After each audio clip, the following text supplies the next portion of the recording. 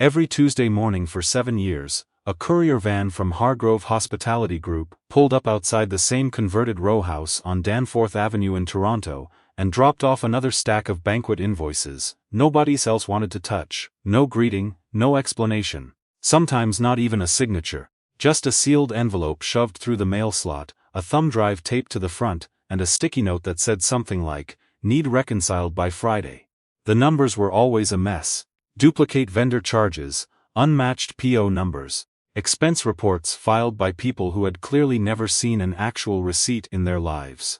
The kind of financial chaos that makes seasoned accountants physically wince. The man who opened those envelopes every Tuesday morning was named Brett Callahan. He was 41 years old, had a coffee stain on nearly every dress shirt he owned, and kept a framed photo of his late wife on the corner of a desk that was otherwise buried under folders and sticky notes, and 2 half-dead houseplants he refused to throw away, because his daughter had given them to him. His home office smelled like coffee and printer ink, and something faintly like the cedar closet where he kept Maura's winter coats. He hadn't moved them yet. Maybe he never would. Brett had been a senior financial controller at a mid-size hospitality company before everything changed. Good at his job in the quiet, unspectacular way that actually keeps organizations running. Not flashy, not political, just precise, methodical, and thorough in a way that accountants with twice his title rarely managed to be. His colleagues respected him. His manager relied on him in the way people rely on load-bearing walls, without ever really thinking about them until something starts to crack. Then Maura got sick. It happened fast, the way it always seems to, even when it doesn't. Pancreatic cancer, stage 3 by the time they caught it. She fought for 14 months, and Brett took a leave of absence, and then an extended leave. And then one morning, he got a very polite email from HR, explaining that his position had been restructured during a cost reduction initiative, and they were so grateful for his years of service. And enclosed, please find information about his severance package. His daughter, Quinn, was 9 years old when her mother died.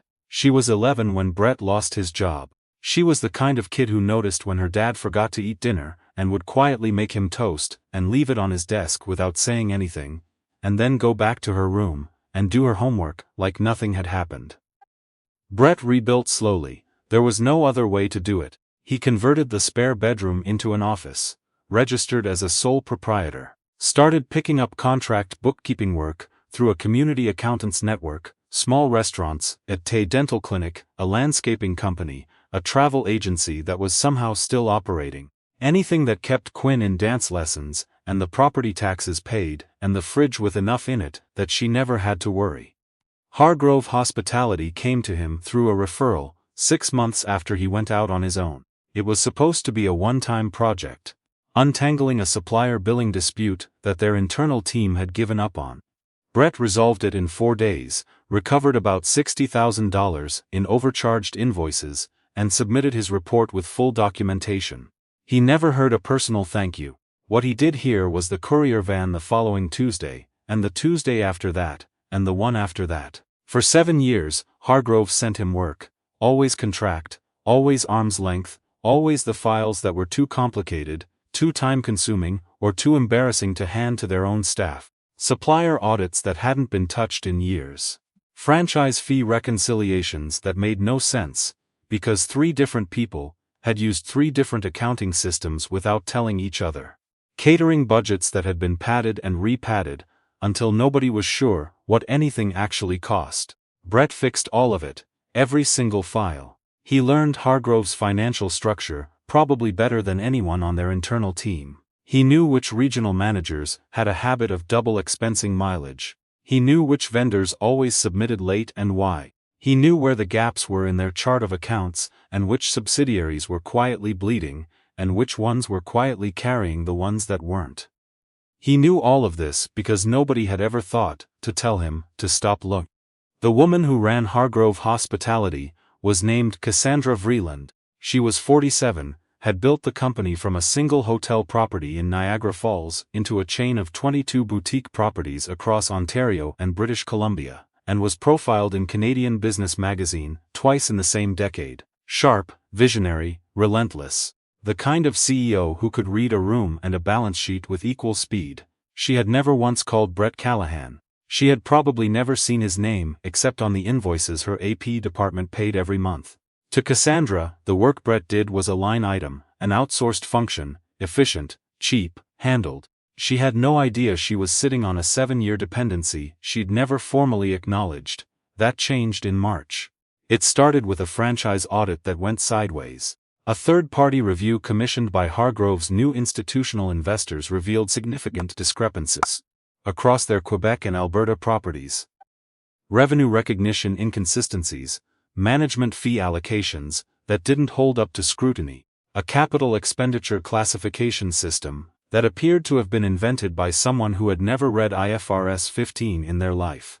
The investors were unhappy in the specific lawyerly way that means due diligence clauses get triggered and acquisition timelines get suspended. Hargrove's internal finance team, which had grown fast and hired young and promoted based on personality rather than technical depth, was not equipped to respond, not quickly, not credibly. The CFO, a man named Gerald, who had spent more time in investor decks than in actual ledgers, called 3 different advisory firms in a single afternoon. The quotes came back at numbers that made him close his laptop and stare at the ceiling for a while. Then someone pulled the accounts payable records and noticed a contractor they'd been sending work to for 7 years. Consistent turnaround. No complaints on file, fees that were, compared to what the advisory firms had quoted, almost embarrassingly reasonable. The file said, Callahan Bookkeeping Services. Contact Brett Callahan. Cassandra made the call herself. Brett was at Quinn's volleyball tournament in Scarborough when his phone rang with an unknown number. He stepped outside the gymnasium into the cold March air, Quinn's number 4 jersey visible through the glass doors, and answered. Cassandra introduced herself, explained the situation with the directness of someone who did not have time for anything else. The audit findings, the investor pressure, the timeline. She needed someone who understood Hargrove's financials at a structural level, not just a surface review. Brett was quiet for a moment. He was quiet because he had just watched Quinn dive for a ball she didn't reach, pop back up immediately, and grin at her teammate like it was nothing. He was quiet because he was calculating, without really meaning to, all the Tuesday envelopes he had opened for 7 years. And whether this phone call, from the CEO of the company that sent them, was something he had been waiting for, or something he had stopped waiting for a long time ago. I'd need to review the audit findings first, he said. Can you send them to my email? Cassandra said yes. He went back inside and watched the rest of Quinn's match. She played well. Her team lost, and she was fine about it, and on the drive home she talked about a podcast she'd been listening to about marine biology, which had nothing to do with volleyball, or accounting, or any of the complicated things her father was quietly sorting through in the front seat. He read the audit documents after she went to bed. It took him about 40 minutes to understand what had happened, and why, and where the actual problems were, versus where the auditors had gotten confused, because they were working from incomplete internal records. He could see it because he'd been looking at Hargrove's numbers from the outside for 7 years, and had context the investors' auditors simply didn't have. He emailed Cassandra at 11:15 that night, with a 2-page summary and a proposed approach. Clean, specific, no hedging. She called him the next morning, at 7:30. What followed was 6 weeks of work, that Brett later described to almost no one, because he didn't really talk about work unless someone asked, and nobody in his life except Quinn ever really did. He drove downtown 3 days a week. He sat in boardrooms that smelled like new carpet and expensive coffee. He walked younger finance staff through reconciliation processes with the patience of someone who had learned a long time ago that explaining something slowly is almost always faster than explaining it twice. He restructured the franchise fee documentation. He rebuilt the capital expenditure classification framework from scratch. He identified 3 specific points in the revenue recognition process where a misapplied accounting judgment had compounded across multiple periods and produced the discrepancies the auditors had flagged. He fixed it all. Not dramatically. Methodically. In the same steady, unglamorous way he had fixed their Tuesday envelopes for 7 years, except this time there were people watching, and the stakes were in the tens of millions. Cassandra watched him work.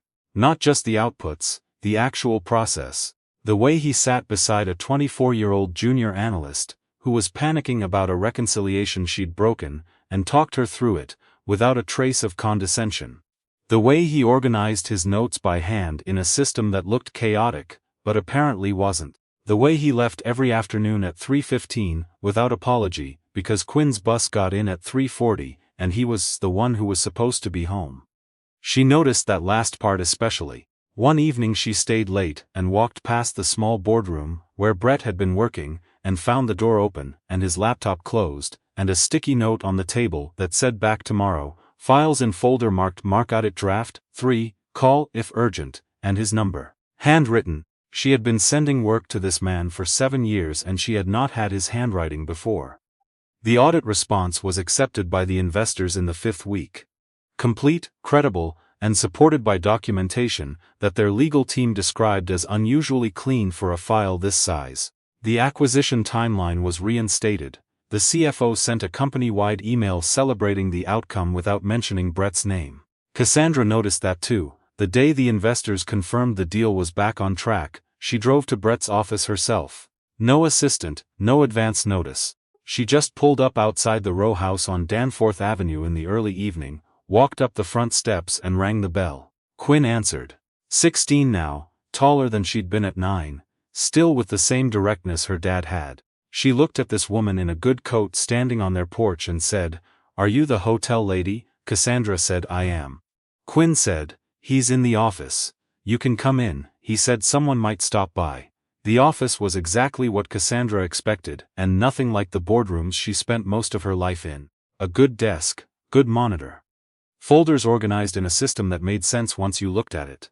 The framed photo of a woman in a yellow cardigan laughing at something outside the frame. The 2 houseplants, improbably alive.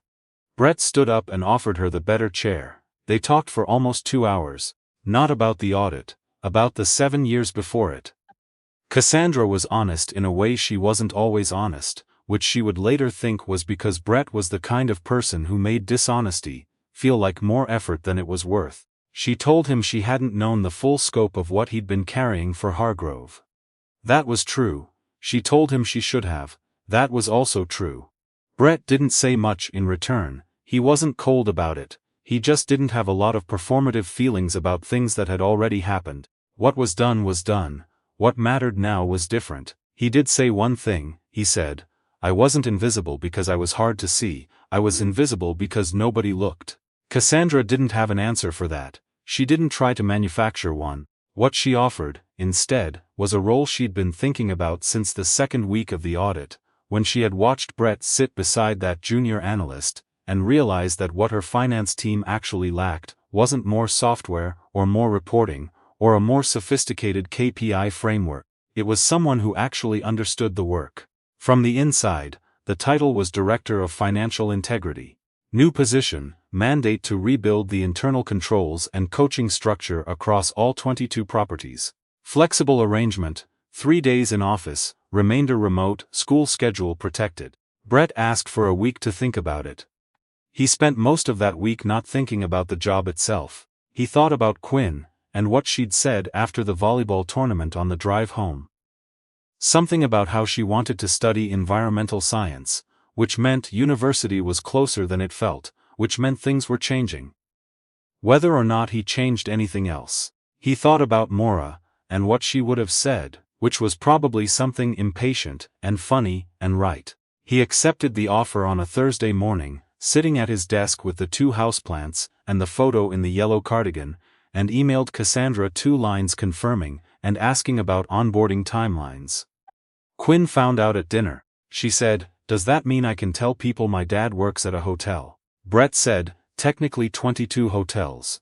She considered this and said, "That's actually kind of cool," and went back to her food. The Tuesday courier van stopped coming. In its place, Brett had a proper email address, and a calendar invite to the weekly leadership meeting, and a parking pass for the downtown office, that he used exactly as often as he needed to, and not once more. The junior analyst he'd sat beside during the audit was named Priya, and she emailed him about a month into the new role, to ask if he'd be willing to look over a vendor contract she wasn't sure about.